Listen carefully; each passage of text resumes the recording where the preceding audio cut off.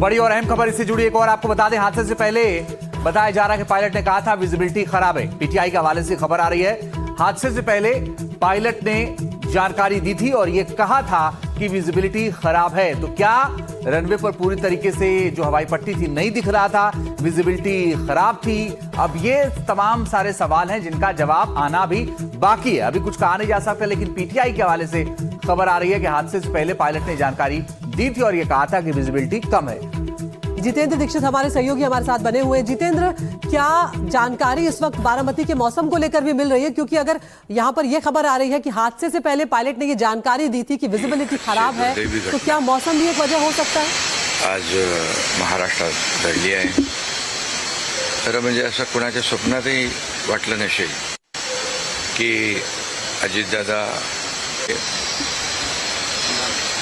अजितदादा गेले अनेक वर्ष या महाराष्ट्राच्या राजकारणात नेतृत्व करत होते आणि अतिशय परखड स्पष्ट वक्तेपणा आणि प्रशासनावर असलेली त्यांची पकड आपण पाहिलेली आहे। प्रत्येक गोष्टीचा त्यांना बारीक अभ्यास करून बोलण्याची सवय होती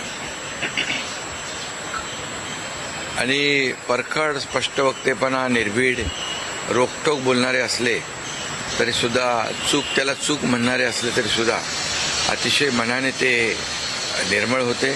याचा अनुभव मी स्वतः घेतलेला आहे। त्यांच्यासोबत मी मंत्रिमंडळात देखील काम केलं। मी मुख्यमंत्री असताना त्यांनी उपमुख्यमंत्री म्हणून देखील काम केलं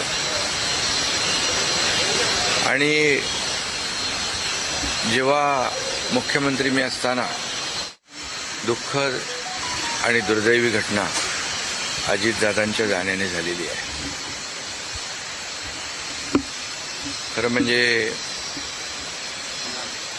अजितदादा गेले अनेक वर्ष या महाराष्ट्राच्या राजकारणात नेतृत्व करत होते। वे राजकारण में, राजनीति में नेतृत्व कर रहे थे।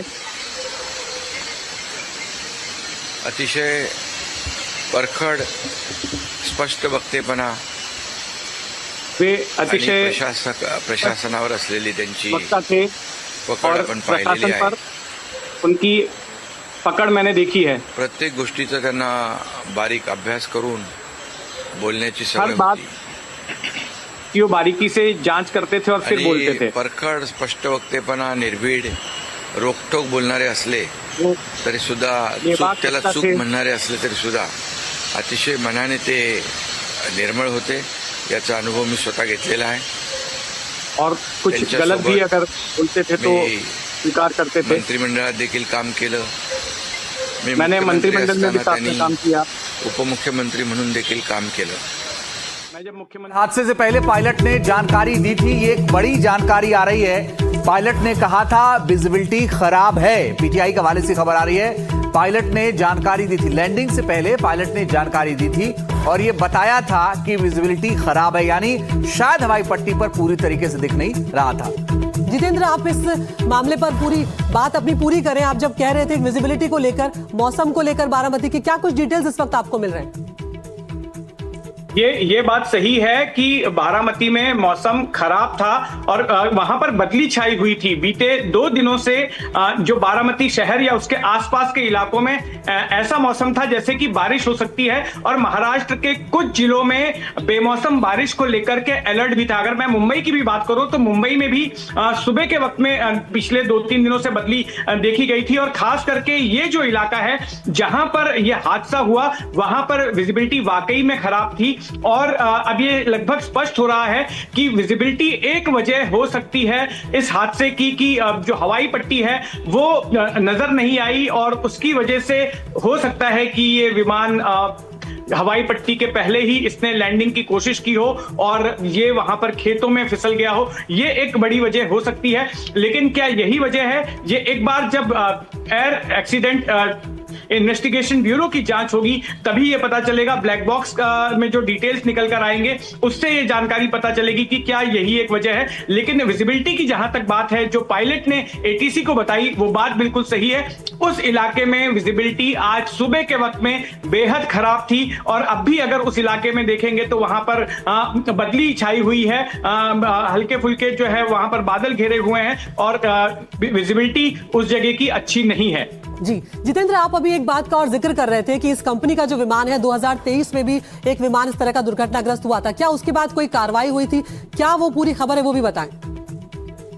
जी हाँ, देखिए उस वक्त में ये विमान दक्षिण भारत से मुंबई लैंड कर रहा था और मुंबई के छत्रपति शिवाजी अंतर्राष्ट्रीय हवाई अड्डे पर लैंडिंग के वक्त में, ये सितंबर 2023 की बात है, लैंडिंग के वक्त में ये विमान दुर्घटनाग्रस्त हो गया था। ये वही विमान है या फिर इसके जैसा कोई दूसरा विमान है, लियरजेट 45, वो भी वही विमान था और वो दुर्घटनाग्रस्त हुआ था जिसमें पायलट को चोट लगी थी और विमान का बड़ा हिस्सा डैमेज हो गया था।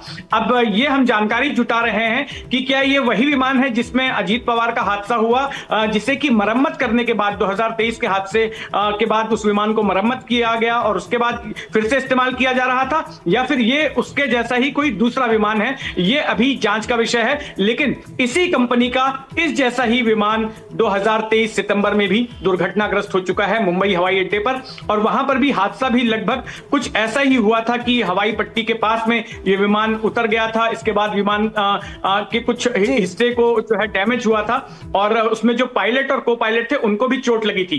बिल्कुल जितेंद्र, और इस बात का जिक्र जिस तरह से आपने किया इसलिए भी जरूरी है क्योंकि यहाँ पर एक राज्य के उप मुख्यमंत्री का निधन हो जाता है विमान क्रैश के बाद, तो ऐसे में ये जांचना और इसकी तह तक जाना बेहद जरूरी है कि आखिर क्या वो वजह रही है इस पूरे हादसे की। इस वक्त क्या डिटेल्स आपको मिल रहे हैं बारामती, कौन कौन परिवार के लोग जितेंद्र पहुंच रहे हैं?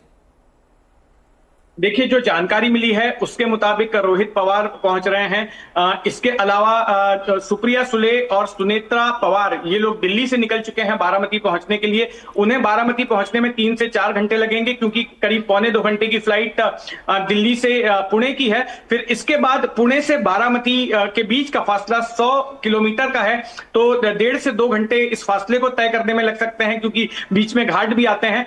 तो ऐसे में उम्मीद की जा रही है कि 3 से 4 घंटे में सुप्रिया सुले उनकी बहन और सुनेत्रा पवार उनकी पत्नी वहां पर पहुंचेंगे। इसके अलावा कई दिग्गज राजनेता, एकनाथ शिंदे भी जाने वाले हैं बारामती, बाकी के राजनेता भी जाने वाले हैं। अभी हमें ये जानकारी आधिकारिक तौर पर नहीं आई है कि क्या देवेंद्र फडणवीस भी वहां पर पहुंचेंगे, लेकिन जो जानकारी मिल रही है कि बाकी के तमाम नेता, उनकी पार्टी के नेता और उनकी पार्टी के अलावा दूसरे बड़े नेता भी अलग अलग पार्टियों से वो बारामती पहुंच रहे हैं।